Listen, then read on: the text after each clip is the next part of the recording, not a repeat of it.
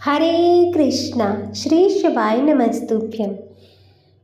प्रिय भक्तजनों, आप सभी का स्वागत है शिव भक्ति सागर में। पौष मास की एकादशी साल की अंतिम एकादशी की शुभकामनाएं। आज एकादशी तिथि है और आज के दिन एकादशी का व्रत किया जाता है। पौष मास की एकादशी का खास महत्व माना गया है।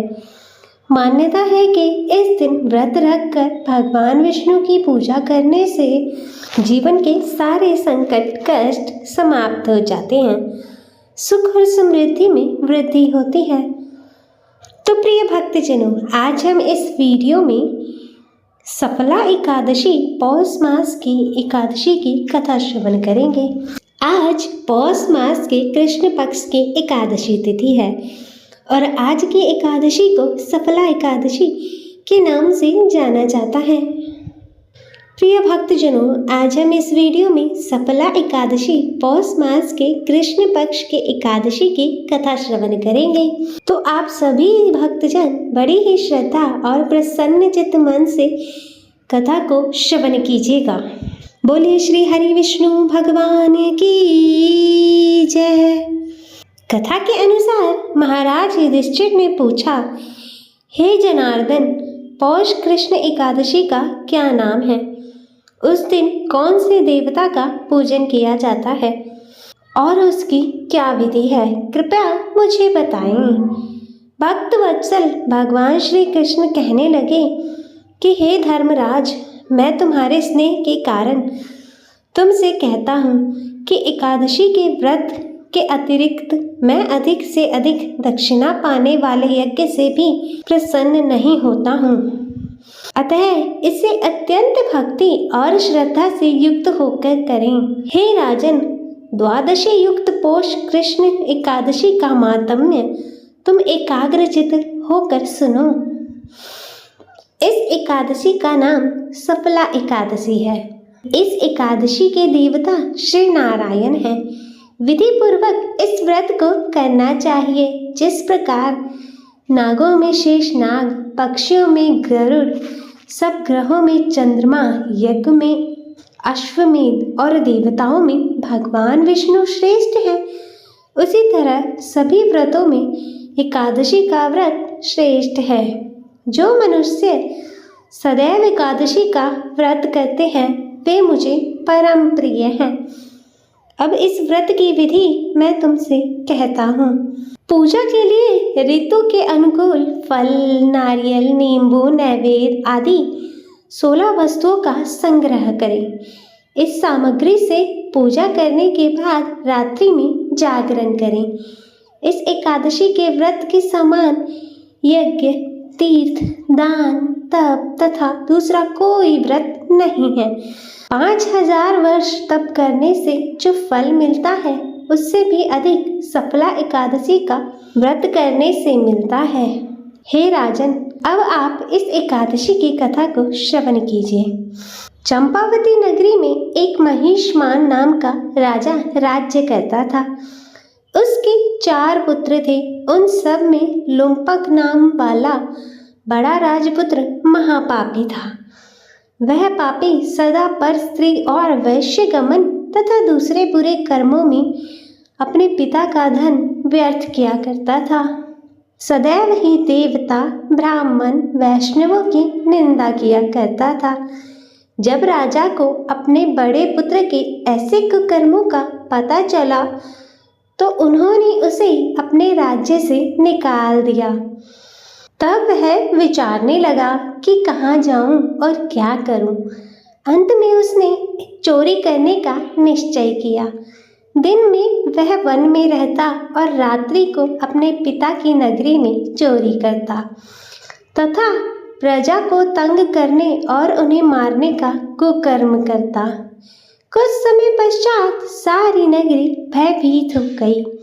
वह वन में रहकर पशु आदि मारकर खाने लगा। नागरिक और राज्य के कर्मचारी उसे पकड़ लेते थे, किंतु राजा के भय से छोड़ देते थे। वन के एक अति प्राचीन विशाल पीपल का वृक्ष था। वन में एक अति प्राचीन विशाल पीपल का वृक्ष था। लोग उसकी भगवान के समान पूजा करते थे। उसी वृक्ष के नीचे वह महापापी लुम्पक रहा करता था। इस वन को लोग देवताओं का क्रीड़ा स्थल मानते थे। कुछ समय पश्चात पौष कृष्ण पक्ष की दशमी के दिन वह वस्त्रहीन होने के कारण शीत के चलते सारी रात्रि सो नहीं सका और उसके हाथ पैर अकड़ गए। सूर्योदय होते ही वह मूर्छित हो गया। दूसरे दिन एकादशी को मध्याह्न के समय सूर्य की गर्मी पाकर उसकी मूर्छा दूर हुई।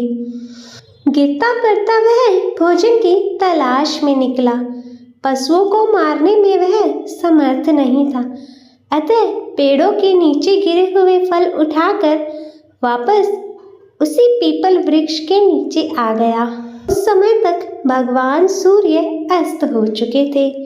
वृक्ष के नीचे फल रखकर कहने लगा, हे भगवान, अब आपके ही अर्पण है ये फल, आप ही तृप्त हो जाइए। उस रात्रि को दुख के कारण उसे नींद भी नहीं आई। उसके इस उपवास और जागरण से भगवान अत्यंत प्रसन्न हो गए और उसके सारे पाप नष्ट हो गए। दूसरे दिन प्रातः एक अति सुंदर घोड़ा अनेक सुंदर वस्तुओं से सजा हुआ उसके सामने आकर खड़ा हो गया। उसी समय आकाशवाणी हुई कि हे राजपुत्र, श्री नारायण की कृपा से तेरे पाप नष्ट हो गए। अब तू अपने पिता के पास जाकर राज्य प्राप्त कर। ऐसी वाणी सुनकर वह अत्यंत प्रसन्न हुआ और दिव्य वस्त्र धारण करके भगवान आपकी जय हो कहकर अपने पिता के पास गया। उसके पिता ने प्रसन्न होकर उसे समस्त राज्य का भार सौंप दिया और वन का रास्ता लिया। अब लुम्पक शास्त्रानुसार राज्य करने लगा। उसके स्त्री, पुत्र आदि सारा कुटुंब भगवान नारायण का परम भक्त हो गया। वृद्ध होने पर वह भी अपने पुत्र को राज्य का भार सौंपकर वन में तपस्या करने चला गया और अंत समय में वैकुंठ को प्राप्त हुआ। अतः जो मनुष्य इस परम पवित्र सफला एकादशी का व्रत करता है उसे अंत में मुक्ति प्राप्त होती है। जो नहीं करते वे पूंछ और सींगों से रहित पशुओं के समान हैं। इस सफला एकादशी के महात्म्य को पढ़ने अथवा श्रवण करने से ही मनुष्य को अश्वमेघ यज्ञ का फल प्राप्त होता है। तो बोलो श्री हरि विष्णु भगवान की जय। तो प्रिय भक्तजनों, यह थी पौष मास के कृष्ण पक्ष की एकादशी, सफला एकादशी के दिन सुनी जाने वाली सफला एकादशी की व्रत कथा। आइए भक्तजनों, अब श्रवण करते हैं एकादशी माता की कथा। तो सभी प्रेम से बोलिए, एकादशी माता की जय। श्री लक्ष्मी नारायण भगवान की जय। एक बार एक राज्य में एक राजा रहता था। राजा बहुत ही बुद्धिमान और बलशाली था। राजा सदा ही अपनी प्रजा का बहुत अच्छे से ध्यान रखता था। प्रजा भी राजा को बहुत पसंद करती थी। राजा की 2 बेटियां थी। राजा अपनी दोनों बेटियों से बहुत प्रेम करता था। राजा की छोटी बेटी देखने में बहुत ही सुंदर और आकर्षक थी और वहीं राजा की बड़ी बेटी छोटी बेटी के मुकाबले थोड़ी कम सुंदर थी। राजा की छोटी बेटी माता का पूजन किया करती थी और सभी लोग राजा की छोटी बेटी से बहुत प्रेम करते थे और बहुत प्रशंसा किया करते थे। राजा भी अपनी छोटी बेटी को बड़ी बेटी से अधिक प्रेम करता था, जिसके कारण राजा की बड़ी बेटी को अपनी छोटी बहन से ईर्ष्या होने लगी। राजा की दोनों बेटियां जब बड़ी हो गई तब एक पड़ोस के राज्य में रहने वाले राजकुमार राजा की बड़ी बेटी के लिए रिश्ता लेकर आया। लेकिन जैसे ही उस राजकुमार की नजरें राजा की छोटी बेटी पर पड़ी तो वह राजकुमार राजा की छोटी बेटी पर मोहित हो गया और छोटी बेटी से पहले नजर में प्रेम करने लगा। उस राजकुमार ने राजा की बड़ी बेटी के साथ विवाह करने से मना कर दिया और उसने राजा से कहा कि मैं आपकी छोटी बेटी से विवाह करना चाहता हूँ। और यह सब देखकर राजा की बड़ी बेटी अपनी छोटी बहन से बहुत क्रोधित हो गई और राजा की बड़ी बेटी ने अपनी छोटी बहन को अपना सबसे बड़ा दुश्मन मान लिया। तब राजा की बड़ी बेटी ने अपनी छोटी बहन से बदला लेने का निर्णय किया और राजा की बड़ी बेटी ने अपनी छोटी बहन को जान से मारने का उपाय सोचा और उसने अपनी छोटी बहन को मारने के लिए सबसे पहले एक लड्डू में जहर मिलाकर अपनी छोटी बहन को दे दिया और उसको लड्डू खाने के लिए कहा।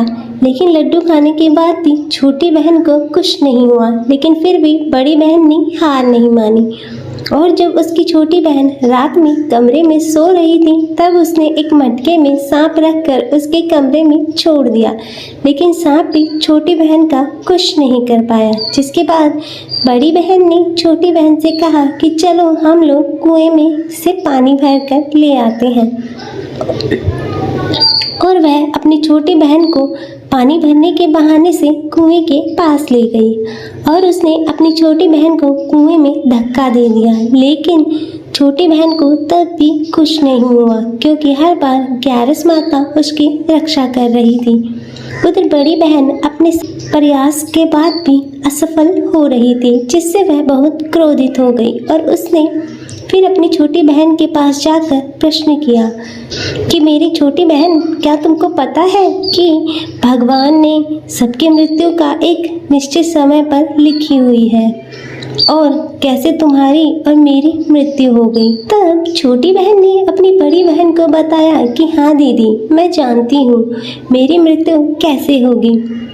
और छोटी बहन से यह सब बातें सुनकर बड़ी बहन मन ही मन बहुत ही प्रसन्न होने लगी और उसने अपनी छोटी बहन से कहा कि तुम मुझे अपनी मृत्यु का राज बताओ। तब छोटी बहन ने अपनी बड़ी बहन से कहा कि मेरी मृत्यु तो एक तोते में है, जो तोते के गले में एक हार है उससे मेरी मृत्यु होगी। जब कोई भी व्यक्ति उस तोते को मारकर उस हार को अपने गले में पहने तो मैं मूर्छित हो जाऊंगी और जैसे ही उस हार को अपने गले से उतारे तो मैं वापस जीवित हो जाऊंगी। और फिर अपनी छोटी बहन की मृत्यु का राज जानकर बड़ी बहन बहुत खुश हुई और उसने अपनी छोटी बहन को मारने के लिए उस पालतू तोते को ढूंढना शुरू किया और छोटी बहन को इस बात का आभास हो गया था कि कोई उसकी जान लेना चाहता है, जिसके लिए वह अपने पिताजी के पास गई और उसने अपने पिताजी से कहा, पिताजी, मेरी मृत्यु के बाद आप मुझे मत जलाइए, अपनी पुरानी हवेली में एक पलंग पर लेटाकर छोड़ दीजिएगा। तब अपनी छोटी बेटी की यह बातें सुनकर राजा आश्चर्यचकित हो गया और राजा ने अपनी छोटी बेटी से पूछा कि तुम यह क्या कह रही हो। तब राजा की छोटी बेटी ने बताया कि पिताजी, समय किसी के लिए नहीं रुकता, क्या कब किसको हो जाए कुछ पता नहीं है। फिर राजा ने अपनी छोटी बेटी से कहा कि तुम ऐसी बातें क्यों करती हो, 2-3 दिन के बाद तो तुम्हारा विवाह है। लेकिन छोटी बेटी ने अपने पिताजी को ऐसा करने पर मजबूर कर दिया और उनसे वचन ले लिया। राजा ने भी अपनी छोटी बेटी की बात को स्वीकार कर लिया और 2-3 दिनों बाद जब शादी का समय आया तब राजकुमार बारात लेकर राजा के घर आया और राजा की छोटी बेटी का विवाह शुरू हो गया। और जैसे ही राजा की छोटी बेटी राजकुमार के साथ फेरे लेने लगी तो उसकी बड़ी बहन छोटी बहन के कमरे में जाकर उस तोते को पकड़ लेती है और उसको जान से मार देती है और तोते के गले में जो हार था उसको भी अपने गले में धारण कर लेती है। और जैसे ही बड़ी बहन उस हार को अपने गले में धारण करती है तो उधर छोटी बहन 3.5 ही फेरे ले पाती है और वहीं पर बेहोश होकर गिर जाती है। जिसके बाद राजा ने बड़े बड़े वैद्य हकीमों को बुलाया और अपनी छोटी बेटी का इलाज करने के लिए कहा। और राजा की बात सुनकर जब वैद्य ने छोटी बेटी को देखा तो राजा को बताया कि आपकी छोटी बेटी ना तो जीवित है और ना ही मरी हुई है, मैं ऐसा पहली बार देख रहा हूँ। तब राजा ने वैद्य और हकीमों को यह बात बाहर बताने से मना कर दिया और उनको कहा कि यदि तुमने यह बात बाहर आकर किसी को बताई तो हम तुम्हें फांसी दे देंगे। और राजा ने अपनी छोटी बेटी को पुराने महल में जाकर एक पलंग पर लेटा दिया और वहाँ पर कुछ सैनिकों को तैनात कर दिया। इसके बाद राजा वापस अपने महल पर आ गया और राजा की बड़ी बेटी पिताजी के पास आई और कहने लगी कि पिताजी, अगर यह शादी संपन्न नहीं हुई तो आपकी क्या इज्जत होगी। आप कहे तो मैं आपकी इज्जत बचाने के लिए इस राजकुमार से शादी करने के लिए तैयार हूँ। जिसके बाद राजा ने अपनी बड़ी बेटी की बात मान ली और राजा ने बड़ी बेटी को छोटी बेटी के वस्त्र पहनाकर मंडप में भेज दिया। लेकिन राजकुमार यह जान गया था कि यह राजा की छोटी बेटी नहीं है, बल्कि यह राजा की बड़ी बेटी है। लेकिन जब राजकुमार ने शादी करने से मना कर दिया तो सभी लोगों ने राजकुमार को विवश करके राजा की बड़ी बेटी से बचे हुए फेरों को संपन्न करा दिया और विवाह संपन्न हुआ। जिसके बाद राजकुमार राजा की बड़ी बेटी को अपने महल ले गया और विवाह होने के बाद भी राजकुमार ना तो उससे बात करता था और ना ही उसे पसंद करता था और ना ही उसके आसपास भटकता था। और राजकुमार ने यह फैसला लिया कि वह अपनी प्रेमिका को ढूंढ कर रहेगा और यह जानकर रहेगा कि उसके साथ क्या हुआ। एक दिन राजकुमार अपने घोड़े पर सवार होकर राजा के पुराने महल के पास पहुंचा, जहां पर उसने कुछ सैनिकों को महल के पास पहुंचकर देखा। महल के पास पहुंचकर राजकुमार ने जब महल को ध्यान से देखा तो वह समझ गया यह तो हमारे ससुर जी का ही महल है। तब राजकुमार ने सैनिकों से पूछा कि तुम लोग यहाँ क्या कर रहे हो, इस महल के अंदर उस पलंग पर कौन लेटा है। जिसके बाद सैनिकों ने बताया कि यहाँ पर राजा की छोटी बेटी लेटी है और राजकुमार यह सुनकर बहुत ही प्रसन्न हो गया और वह तुरंत अपनी प्रेमिका के पास पहुंच गया और उसकी सेवा करने लगा। जैसे ही रात हुई तो राजा की छोटी बेटी उठकर खड़ी हो गई और राजकुमार यह देखकर बहुत खुश हो गया और उसने अपनी प्रेमिका से पूछा कि तुम यहाँ क्या कर रही हो, तुम मेरे साथ घर चलो। तब राजा की छोटी बेटी ने राजकुमार को सारी बातें बता दी कि मेरी जान एक तोते में बसती थी और मैंने यह बात सिर्फ अपनी बड़ी बहन को बताई थी और मुझे पता है कि उसने ही मुझे मारने का प्रयास किया है। उसके पास एक हार है जिसको वह सुबह पहन लेती है और रात को उतार देती है। जब तक वह हार को पहन कर रखती है तब तक मैं मूर्छित रहती हूँ और जैसे ही वह हार को उतार देती है तो मैं जीवित हो जाती हूँ और जब तक मेरी बड़ी बहन के पास वह हार रहेगा तब तक मैं ऐसे ही जीवित और मूर्छित होती रहूँगी। अगर मेरी बड़ी बहन के पास जो हार है वह मेरे हाथ लग जाए तो मैं हमेशा के लिए जीवित हो जाऊँगी। तब राजकुमार यह सब बातें सुनकर राजा की छोटी बेटी के पास रहने का निर्णय लेता है और उसने अपने बचे हुए सारे फेरे उसी पलंग पर लेटी हुई राजा की छोटी के बेटी के साथ ले लिए, अपना विवाह पूर्ण कर लिया और वहीं पर वह रहने लगा। और देखते ही देखते कुछ समय में राजा की छोटी बेटी और राजकुमार की पत्नी गर्भवती हो गई। एक दिन राजकुमार को किसी काम से बाहर जाना पड़ा। तब छोटी बहन के पेट में बहुत तेज दर्द होने लगा, जिसके बाद उसने माता का आह्वान किया। जिसके बाद वहाँ माता प्रकट हुई और उन्होंने अपने भक्त का दर्द दूर किया और एक पुत्र की प्राप्ति कराई। तब वहीं पर अचानक से राजकुमार भी आ गया। राजकुमार ने ग्यारस माता को देखा तो वह आश्चर्यचकित हो गया। उसने तुरंत ग्यारस माता को प्रणाम किया और ग्यारस माता ने राजकुमार से कहा, जब तुम्हारा पुत्र 5 वर्ष का हो जाए तो तुम आकर अपनी पत्नी का हार इसके गले में डाल देना। और देखते ही देखते राजा की छोटी बेटी का पुत्र 5 वर्ष का हो जाता है। तो राजकुमार अपने बेटे से कहता है कि मैं कुछ काम से बाहर जा रहा हूँ, तुम अपनी माता का ध्यान रखना।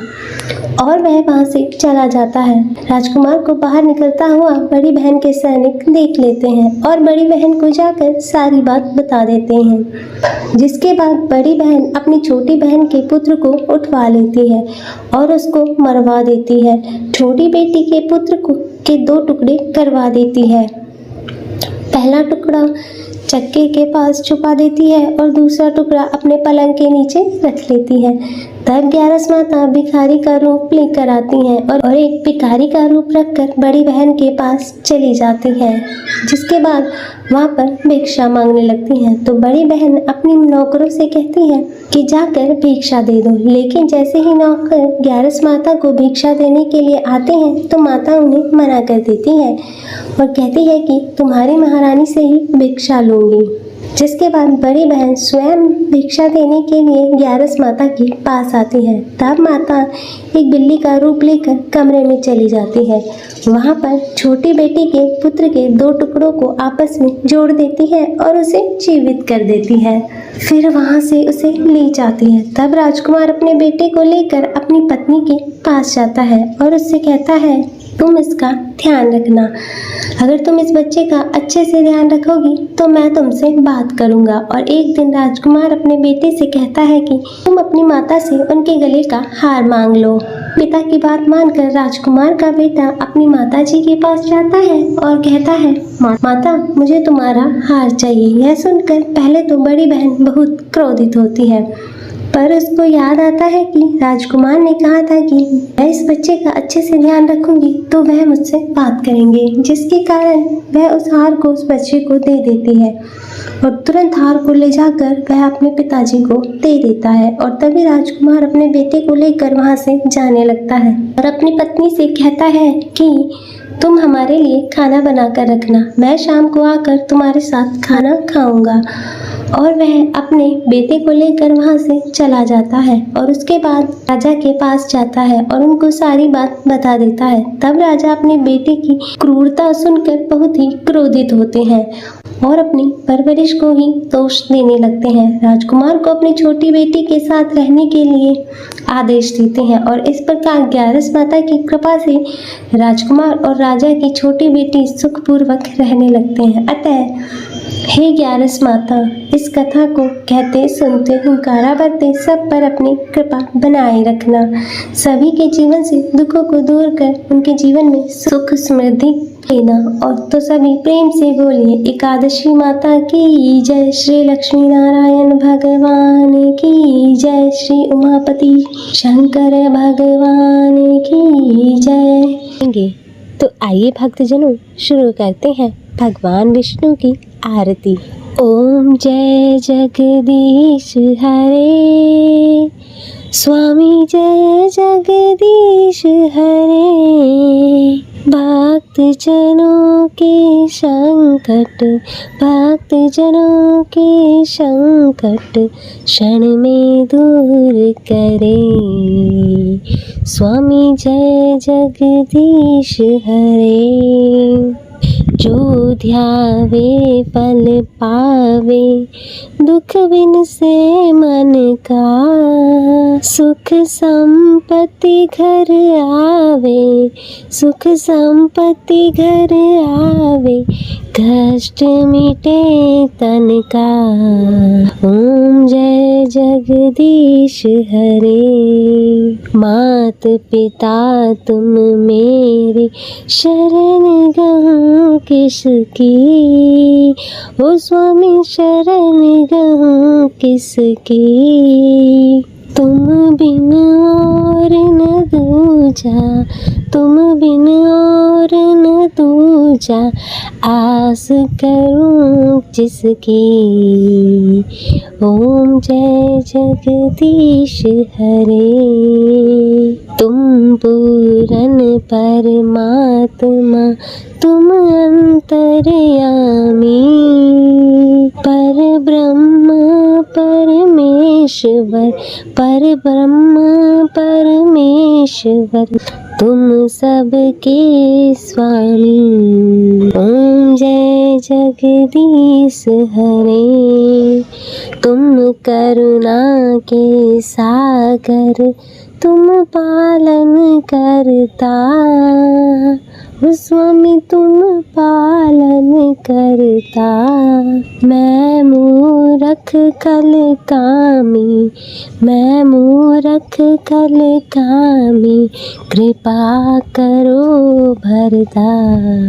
ओम जय जगदीश हरे, तुम हो एक अगोचर सबके प्राणपति, स्वामी सबके प्राणपति। किस विधि मिलूं दयामय, किस विधि मिलूं दयामय, तुमको मैं कुमति। ओम जय जगदीश हरे, दीन बंधु दुख हरता, तुम ठाकुर मेरे, ओ स्वामी तुम ठाकुर मेरे। अपने हाथ उठाओ, अपने हाथ उठाओ, द्वार पड़ा तेरे। ओम जय जगदीश हरे, विषय विकार मिटाओ, पाप हरो देवा, ओ स्वामी पाप हरो देवा। श्रद्धा भक्ति बढ़ाओ, श्रद्धा भक्ति बढ़ाओ, संतन की सेवा।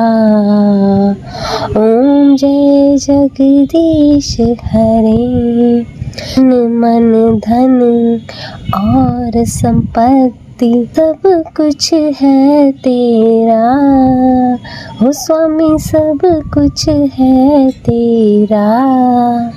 तेरा तुझको अर्पण, तेरा तुझको अर्पण, क्या लागे मेरा।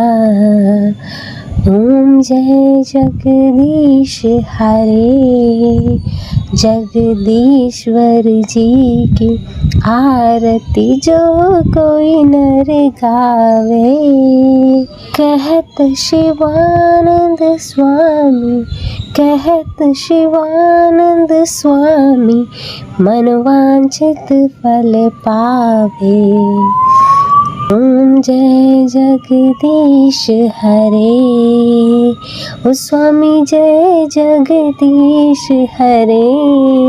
भक्त जनों के संकट, भक्त जनों के संकट, क्षण में दूर करे। स्वामी जय जगदीश हरे। हरे कृष्णा। प्रिय भक्तजन, मैं आशा करती हूँ कि आपको यह कथा पसंद आई होगी।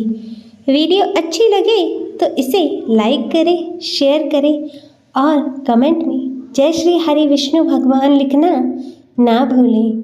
और चैनल को सब्सक्राइब कर नोटिफिकेशन बेल को ज़रूर ऑन करें। हर हर महादेव। ओम नमः शिवाय।